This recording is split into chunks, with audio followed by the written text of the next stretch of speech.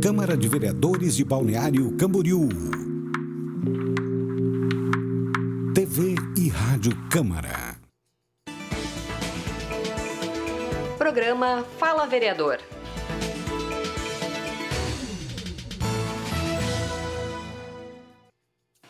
Fala Vereador, hoje conversa com André Furlan Meirinho, vereador que está conosco aqui para a gente debater os temas preferenciais, né, dessa parte do seu mandato, desse período aqui do seu mandato. Mas você sabe que às vezes quando eu entrevisto você, eu fico com vontade de dizer Gilberto Américo Meirinho. Muitas vezes eu conversei com ele, várias vezes conversei com Gilberto Américo Meirinho, de saudosa memória, e a gente falou sobre tudo, e a gente tinha uma amizade pessoal que a gente remontava fatos históricos de trabalho interessante e além também de amenidades. Também falamos muito de amenidades aqui, pertinho de onde é o shopping, do lado de lá, ele tinha o escritório dele ali. Bom, André Meirinho, o que é que temos de essencial e bom para a gente conversar? Olá a todos que nos acompanham, Aderbal, cumprimentar a todos.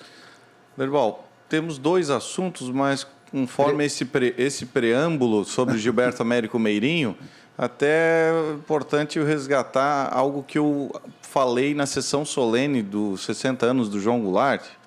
Foram alguns fatos históricos ligados a Gilberto Meirinho que penso que seria importante compartilhar com a comunidade. Claro, até porque coincidiu com a época em que ele estava no exercício, era vereador, depois foi prefeito, afinal, né? Isso, na verdade, então, Gilberto Meirinho conheceu o doutor João Goulart, né, que depois veio a ser presidente da República, e que se conheceram no Hotel Fischer. Então, sim. Adolfo Fischer, que apresentou os dois, tiveram uma convivência e, na época, ainda ficou... Quando Gilberto Meirinho foi ser apresentado a João Goulart, ele até ficou com receio. Olha, mas eu sou da UDN e o João Goulart do PTB. Né? Daí o Adolfo Fischer disse, não, eu vou te apresentar como gerente de banco. Então, daí fica mais tranquilo. Mas eles tiveram, então, uma amizade ali a partir daquele momento. Como o João Goulart tinha casa em Balneário, lugar para pouso lá no final da Quinta Avenida. E aí, depois, quando... como a eleição votava para presidente e não precisava votar na mesma chapa, exatamente, né? Podia escolher um para presidente e um para vice. Né? Então, embora Gilberto Meirinho defendia Jânio Quadros e o João Goulart, naturalmente, o general Lott. Exatamente. Mas, enfim, depois acabou saindo Jânio Quadros e Jango comemorou em Balneário Camboriú, no Hotel Fischer, a sua vitória como vice-presidente da República naquelas eleições dos anos 60. Eu lembro dessa eleição de 1960, inclusive tinha uma ala que queria Jânio e Jango, então eles queriam a chapa Janjan. Jânio e Jango, né? Tinha essas... Eles criavam essas... Podia naquela época, hoje não pode porque é vinculada, o vice-prefeito, o vice-governador, o vice-presidente, é vinculado à chapa, não pode separar, ele votar separado. Né? Sim. Então, tinha o vice-presidente, o João Goulart, que era do general Henrique Batista Dufles Teixeira Lott, não dá para esquecer o nome do homem, né? Era o vice dele, mas o Lott não era um candidato muito ideal para o Jango, que era um cara que falava bem, aquela história. Bom, e ele e o Jânio combinaram, né? E aí, afinal de contas, é uma história que se liga intimamente a Balneário Camboriú e a Santa Catarina, que isso é muito bom, né? Mas rememorando essa memória com muita saudade, né? Sim. Com relação, você tem na sua pauta, eu sei que você continua insistindo bastante com relação aqui do Parque Natural de Taquarinhas. Você já andou conversando, inclusive, com o deputado sobre isso, né? Exatamente, Aderbal. Nós falamos no outro programa. Exato. Sobre a proposta, né, com base na minha tese de doutorado, de resolver esse imbróglio dos terrenos que estão em nome da Caixa, mas que ela não tem o que fazer efetivamente, e poder fazer um parque ambiental administrado, poderia ser pelo município, ou, no caso, pelo Estado, e passar esses terrenos, mas ela não pode ter o prejuízo. Então, se a gente fizer a vinculação de publicidade, né, que o local se chame Parque Taquarinhas, Caixa, automaticamente ela está tendo uma remuneração equivalente em função da publicidade. Então, eu apresentei a indicação, falei no tema livre e procurei entrar em contato com o governo municipal. O governo municipal não se manifestou quanto a isso. Então, passados 15 dias, conversei com a outra possibilidade, que é via projeto estadual, do projeto de lei do deputado Ivan Nats, que cria o Parque Estadual da Praia Taquarinhas para manter preservada, mas com essa defesa, né, do Estado para que ela fique preservada sempre, e pela questão turística, cultural, paisagística e científica, enfim, questão ambiental. Por todas as razões. Todas as razões. É um dos pontos intocados do Brasil inteiro, né, na condição de Taquarinhas. Verdade. E aí, então, eu apresentei para o deputado Ivan Nats, olha, essa é uma alternativa. Então, como a Caixa não pode doar, a princípio ela não pode doar, vai fazer cessão, como é que vai fazer? Não. Então, se ela passar os terrenos e ficar com o nome Parque Taquarinhas Caixa por X anos, é uma forma dela ser remunerada. O deputado achou muito interessante a proposta e falou que vai me convidar para a próxima reunião com a Caixa. Então, me parece que vai ser possível alinhar isso mais na esfera estadual, porque aqui, enfim, na esfera municipal não se mobilizou para isso. E a questão realmente que eu vejo mais importante, lógico, como vereador, procurei primeiro apresentar a proposta para o município, mas o mais importante é que ela fique preservada. O nome, se vai ser na esfera municipal, estadual ou federal, na verdade não importa para a população, o que importa é ter aquele espaço preservado e garantido para as presentes e futuras gerações. É verdade. Agora, essa história assim, eu sei que isso não tem muita influência, mas eu acho que o negócio da Caixa não pode doar. Pode doar qualquer coisa. Depende de como se faça isso legalmente, né? Não tem como não poder doar, já que ela também não vai poder usar. Comercialmente não vai poder usar, porque é uma área preservada, não tem como fazer. Mas, enfim, essas filigranas são da política, da administração, da gestão, da questão legal ou não legal. Mas no Brasil, questão legal ou não legal, a gente pode dar uma contornada, sendo no bom sentido, melhor ainda, né, vereador? Qual é a outra novidade? Então, outro projeto que estou retomando, já esteve na pauta no mês, aí no início do mês de maio, que é a questão de plebiscito, referendo e iniciativa popular, o nosso projeto de lei para regulamentar o tema no município, com o objetivo de que a população em 2024 seja consultada não só para escolher prefeito e vereador, mas também decida sobre temas estratégicos para Balneário Camboriú, polêmicos ou estratégicos, enfim. Por exemplo, nós tivemos discussão aqui recente sobre a Praia do Pinho, já tivemos discussões sobre a própria Restinga, já tivemos discussões sobre o Porto, na Barra Sul, Porto para transatlântico, enfim, para navios. Ou outras questões da administração, por exemplo, o plano diretor, se for aprovado agora, pode ter um referendo para a população decidir se de fato concorda com as regras que foram criadas. Ou outras leis que vêm sendo criadas, se a população concorda na forma que elas ficaram. Poderíamos falar até sobre uma norma da EMASA, enfim. O que se quer? Assim como para quem está nos escutando, nos acompanhando, assim como já se definiu. Lá em 93 foi escolhido entre a forma de governo entre república e monarquia, sistema de governo entre parlamentarismo ou presidencialismo, que foi uma escolha nacional, assim como em 2005 foi feito referendo sobre armamentos. A questão é decidir pautas importantes e estratégicas para Balneário Camboriú, seja lá qual for o tema. Então, para trazer uma participação mais próxima da população, e que é o avanço, a evolução natural da democracia, as pessoas poderem decidir muito mais, e lógico que se espera que os eleitos respeitem a vontade do que a população decidiu. E esse é um grande problema. Esse porque a lei dos armamentos, por exemplo, não foi cumprida. A maioria aceitou e eles fizeram exatamente o contrário, quer dizer, um negócio danado isso aí, né? Mas, enfim, eu acho que até a ideia é apenas para formalizar uma maneira de a população decidir. Se vão cumprir ou não é uma outra história, mas a obrigação está cumprida, está ali. O jeito é também a população se mobilizar e fazer com que se cumpra, né? Essa que é a grande verdade. Também. Nós temos que nos aprender a fazer isso, né? Mas, enfim, acho que é bastante saudável essa forma de quanto mais a população participar, melhor. Assim, nas audiências públicas, etc. Aliás, eu queria abordar isso aqui.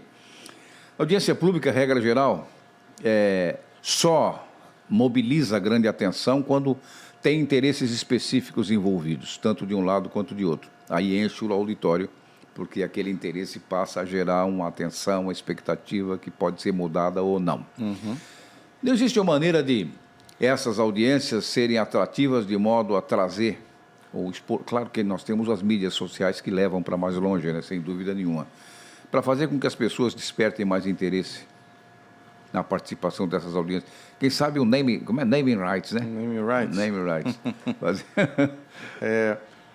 Realmente, eu entendo que há uma evolução da participação, mas também hoje as pessoas estão muito expostas a informações. Aliás, hoje nós já não sabemos as mesmas informações no final do dia, né? O que uma pessoa viu e outra viu já não é a mesma coisa. Ouvimos de maneira diferente. Não se sabe. Uma vez se assistiam, vamos dizer, existiam 4 ali emissoras, assistiam aqueles jornais que diziam mais ou menos as mesmas coisas e as pessoas sabiam mais ou menos as mesmas coisas, né?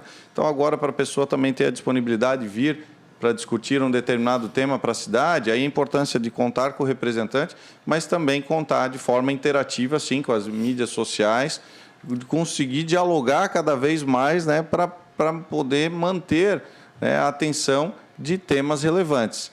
E aí, infelizmente, né, a realidade é que só quando afeta pessoalmente a vida de cada um que as pessoas acabam vindo na Câmara. Grupos, né? Ou de grupos. Ou né, determinados grupos. Né? Que não é irregular nem anormal. Sim. Está ali, exatamente, já que a audiência se chama pública, pública é pública. Verdade. Você está regulando para... É pública, mas não pode vir fulano, não pode vir ciclano, não tem como você fazer isso, né? Mas, André, eu sempre... Vereador, André, né? Tem que falar, tem o correto, né? Eu sempre faço aqui, auscultando as opiniões, as posições dos vereadores com relação à política. Ano que vem, muita gente diz que agora ainda é cedo de falar, não é nada cedo. Se for cedo, seria lá em 2020 falar sobre 2024, mas agora não é cedo, nós estamos na véspera, no ano véspera da eleição. Que tipo de posição você acha ideal para o seu partido e para você? Bom, o nosso partido, né, já conversou com algumas lideranças e nós vamos ter o anúncio em breve, né, numa reunião regional aqui em Itajaí, da pré-candidatura de André Meirinho como pré-candidato a prefeito. Em breve, daqui a alguns dias, só questão de definição dessa reunião regional. Você tem essa disposição? Então, esse é o cenário, né, que a gente colocou à disposição do partido. Eu também sinto que já cumpri o meu papel como legislador, né, como vereador. Ainda, né, temos mais aí 1 ano e meio pela frente, muito trabalho. Porém, muitas normas estratégicas para a cidade já consegui aprovar, como a determinação para que o prefeito preste conta de promessas de campanha, como a lei de inovação, tecnologia para diversificar a nossa economia, como a lei de segurança hídrica e desenvolvimento sustentável, pensando que a gente tenha água suficiente no presente e futuro, a questão de despoluição dos rios, enfim, normas estratégicas que existem na cidade, mas o Executivo não coloca em prática, não efetiva as ações. Então, né, como esse momento concluí o meu doutorado também em planejamento territorial e desenvolvimento socioambiental, minha formação é de administrador, tenho experiência do legislativo, tenho um histórico de dedicação, o vínculo da família com a história de Balneário Camboriú, né? Naturalmente, então, coloquei o nome à disposição do partido e agora vamos nas construções de como pode se viabilizar a melhor proposta para Balneário Camboriú para os próximos 4 anos. Nós temos mais 1 minuto e meio, mas eu queria só fazer uma pergunta, independe aí um tempo, vamos lidar direito com esse tempo aqui, a gente tem que aprender a lidar com o tempo, senão dizem que uma boa ideia não é uma boa ideia se você levar mais de 30 segundos para dizer, né? Mas você, eventualmente, candidato a prefeito, que metas você tem? Além daquelas metas naturais que é o do teu exercício de mandato, do teu trabalho específico, que tipo de meta você teria inicialmente para a cidade? A cidade ela tem uma economia muito dinâmica que tem que ser diversificada, como a própria questão de inovação e tecnologia que nós colocamos, além do que já tem de turismo, construção civil, comércio, enfim, mas ela precisa de equilíbrio. E essa questão, né, de abastecimento de água, esgotamento sanitário, mobilidade urbana, são temas estratégicos fundamentais para a gente poder ter qualidade de vida no presente e para o futuro. Lógico, além de boa gestão de serviços em geral, né, como saúde, como educação, como segurança, isso precisa, qualquer cidade precisa. Mas temas estratégicos... Isso é trivial, né? Exatamente. É uma questão que precisa de uma cidade que se destaca, que tem um dos maiores IDHs do Brasil, que é referência nacional, internacional, mas temos temas estratégicos para a gente ter equilíbrio. A cidade precisa ter equilíbrio, senão, se não tiver equilíbrio, o que se tem de valorização imobiliária, por exemplo, hoje pode virar ao contrário. Pode né? estrangular, né? Então, é isso. E a cidade precisa trabalhar com as diversas forças nesse sentido, né, de equilíbrio, de não crescer a qualquer custo, mas sim de se desenvolver, de ter uma forma equilibrada e que proporcione qualidade de vida para o morador e para o turista. Se coloca muito a comparação entre crescimento e desenvolvimento, né? Exatamente. Parece igual, mas são diferentes, né, na verdade. Um é mais organizado, prevê ações que tem equação lá na frente para o melhor, e o crescimento é apenas volume. Exato. E é o que se fala do governo de Gilberto Meirinho, né? Que falamos aí há 50 anos e que as obras que foram feitas naquela época estão até hoje, seja no sistema viário, ou no projeto de esgotamento sanitário, ou mesmo nos códigos, né? Tributário, plano diretor, inovador na época, entre tantas coisas. Eu poderia dizer duas, né? Avenida Atlântica e a Avenida do Estado, né? Essas foram duas obras, grandes obras viárias principais de Gilberto Américo, além de tantas outras que a gente ia alinhavar aqui, nós ia fazer outro programa tranquilamente, né? Obrigado, vereador André Furlan Meirinho. Obrigado, Aderbal. Ficamos sempre à disposição no Fala Vereador. Obrigado. O Fala Vereador está encerrando. Falamos com o vereador André Furlan Meirinho. A gente volta noutra apresentação deste programa. Até lá. Você acompanhou o programa Fala Vereador.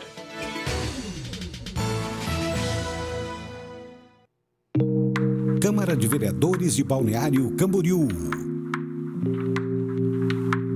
TV e Rádio Câmara.